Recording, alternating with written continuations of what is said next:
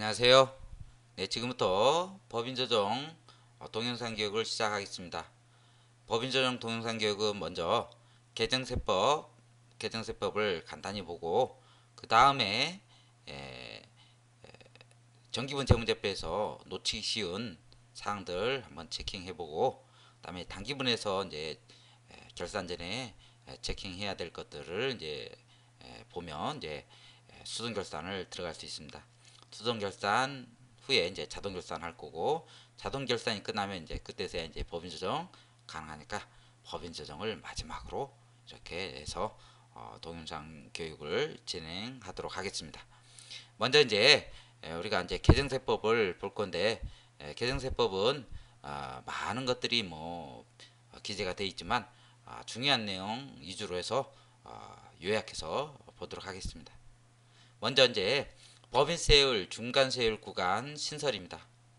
기존에는 2단계 초과 누진세율 이렇게 돼 있었는데 바뀐 규정은 3단계 초과 누진세율 이렇게 되어 있네요. 2억 초과 200억 원 이하는 20%, 200억 초과분에 대해서 22% 이렇게 과세하겠다고 이제 규정을 했습니다. 즉 중견기업에 해당되는 기업을 바로 이제 일반으로 하지 않고 20% 세율로 보호하고 그 200억 초과분에 해당되는 이제 기업에 대해서는 이제 22% 고율의 법인세를 이제 매기는 걸로 2012년 1월 1일 이후 이제 과세부부터 이제 개시하는 사업년도 분부터 적용하는 걸로 이렇게 개정을 했습니다. 이거를 점수해서 보시도록 하고, 그 다음에 그 다음에 바드러움의 할인의 이제 세무처리 개선인데 바드러움 할인의 세무처리 개선은 옛날에는 어음을 이제 매각했을 때 두 가지 가정에 의해서 회계 처리가 가능했습니다. 첫 번째 매각 거래로 가정해서 대변에 바드러움, 그다음에 차변에 들어온 현금 차액을 즉 할인액을 매출 채권 처분 손실에서 매각 거래로 가정을 해서 이제 회계 처리했는데 하나 더 이제 인정되는 게 대변에 바드러움 하지 않고 차익 거래로 이제 가정하는 즉 차익금 이렇게 기재하고 어음은 이제 담보 성격으로 이제 비만 기재하고 차변의 현금 그다음에 할인액을 이자 비용 이렇게 회계 처리한 경우도 세법이 그걸 이제 인정하겠다 하고 규정을 했습니다. 이건 이제 여러분들이 더 잘할 거니까 바드럼의 할인 보시도록 하고 다음에 이제 세 번째 자본거래시 과세제도 보완입니다. 2012년 4월에 상법이 이제 개정됐는데 그때 자본준비금과 이익준비금을 이제 배당 가능 이익으로 해서 이입을 하고 이입 후에 이제 배당이 가능하도록 이렇게 이제 규정을 바꿔놨어요. 그러다 보니까 이제 세법도 이제 개정을 했는데 법정준비금 즉 이익준비금과 자본준비금을 배당에 사용 가능하도록 이제 세탕법이 허용 이제 하니까 이거를 이제 자본 거래로 보지 않고 즉 자본 거래로 봐서 과세하지 않는 이렇게 이제 방식으로 이제 했다는 거. 과세를 해버리면 자본준비금을 이제 배당하는 취지에 어긋나니까 배당 효과를 높여주기 위해서 과세하지 않는 걸로 했어요. 다만 의제 배당에 해당되는 경우는 이제 그때는 이제 과세하죠. 이렇게 이제 받고 이것도 이제 2012년 4월 개정 상법에 따라서 이제 보완된 건데 무액면 주식 도입에 따른 세법 보완입니다. 무액면 주식 즉 액면가액이 없는 주식도 이제 발행 가능하게 돼 있죠, 그죠? 무액면 주식일 때 어떤 금액을 이제 자본금으로 하고 어떤 금액을 자본 준비금으로 할 건지에 대한 의사결정이 이제 필요합니다. 자, 상법은 이사의 결의에 의해서 발행 금액의 2분의 1 이상을 자본 준비금으로 하고 아니 자본금으로 하고 나머지를 자본 준비금으로 할 수 있게 해놨어요. 이렇게 이제 했는데 그 발행가액의 2분의 1을 이제 만약에 자본금을 했다 그러면 나머지 부분은 이제 주식 발행 초과금으로 이제 본다는 뜻이겠죠, 그죠? 그래서 일부는 자본금, 나머지는 이제 주식 발행 초과금 이렇게 보는데 이제 세법은 이런 자본 거래로 인한 수익을 옛날부터 이제 입금 불산입했기 때문에 당연히 이사의 결의에 의해서 주식 액면가액으로 봤던 금액 그 금액을 초과하는 그 금액을 이제 과세하지 않는 입금 불산입하는 걸로 이제 규정을 했어요. 다음에 미제출, 누락제출, 불분명하게 제출한 주식의 액면가액 또는 출자가액의 2%의 가산세가 있는 주식 변동 상환 명세서 미제출 가산세에서 액면가액도 또 이제 애매모호하게 되는데 그래서 이제 세법은 그 무액면 주식의 경우 주식 발행 법인의 자본금을 발행 총수로 나눠서 이제 액면 금액을 이제 보도록 해놨어요. 이거에 대한 거 한번 살펴보시고 그다음에 이제 나오는 게 이제 법정 기부금의 이월 공제 기간 연장입니다.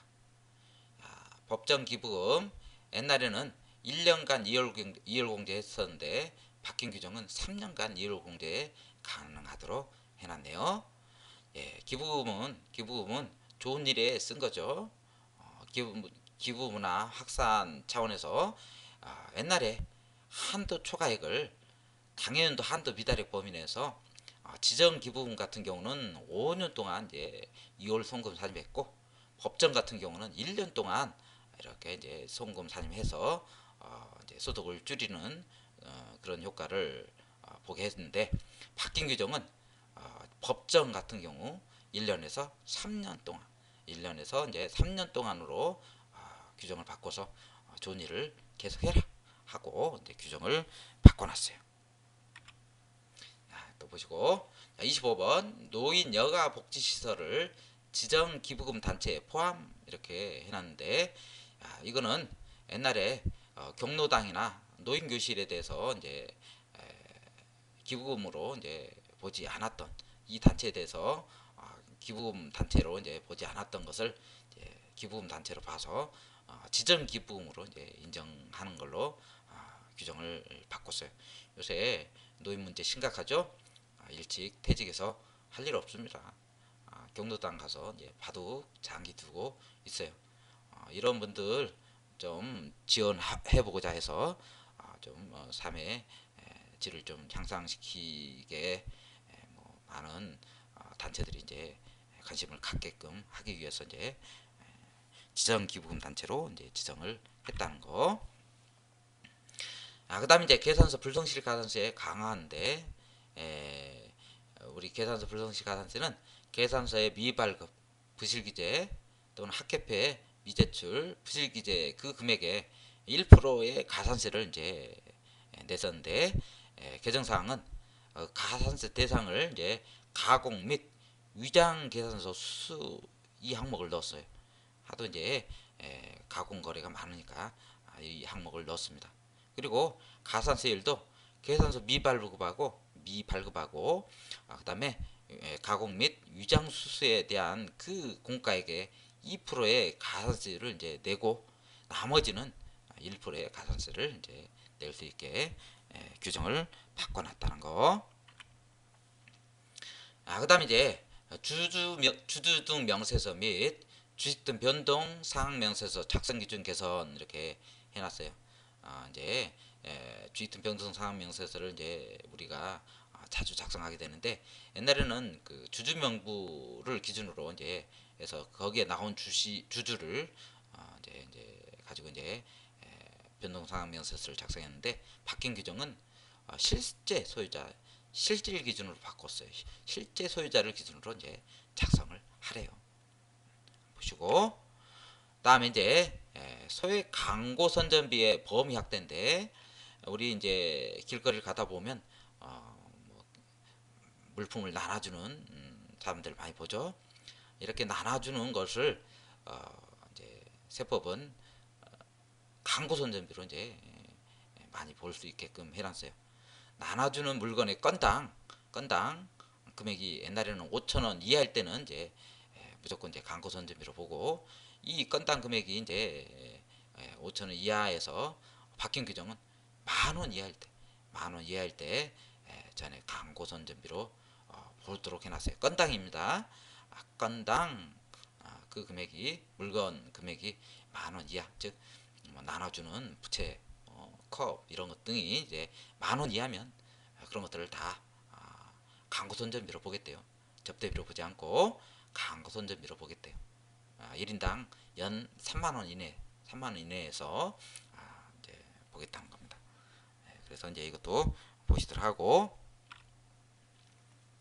그 다음에 이제 용역의 손익 기속시기 개선입니다. 용역의 손익 기속시기 개선인데,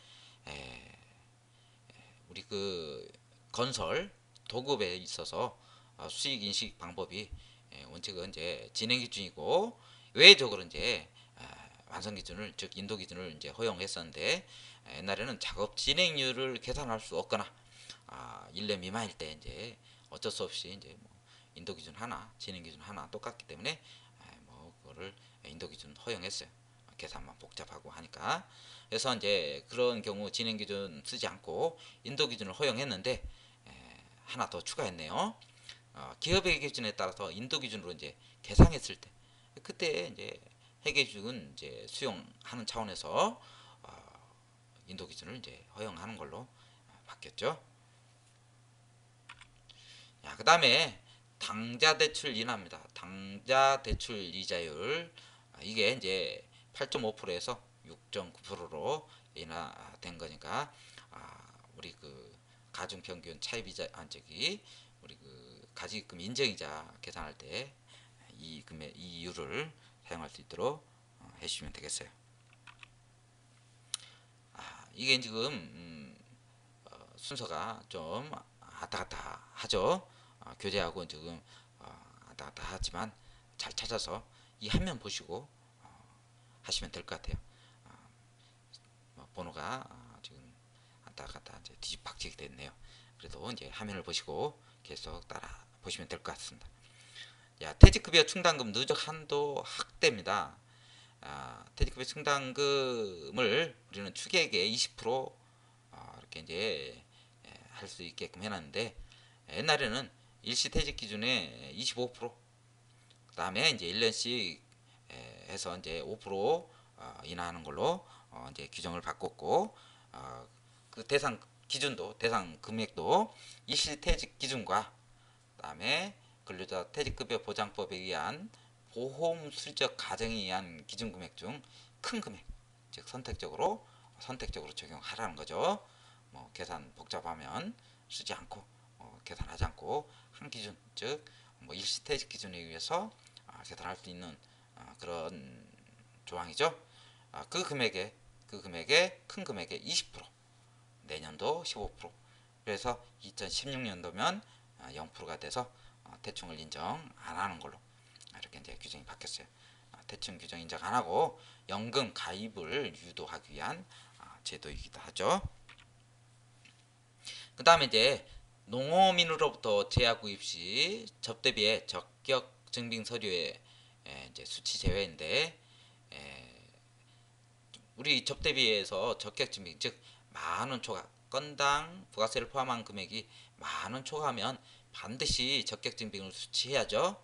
생계연서, 계산서, 신용카드, 현금 영수증 등을 수치를 해야 되는데 안 해도 되는 경우가 옛날에는 특정 국외 지역 즉 낙후 지역에서 증빙을 이제 사용 못하게 되는 경우가 이제 있는데 이제 그런 경우 증빙을 수치하지 않아도 됐었어요.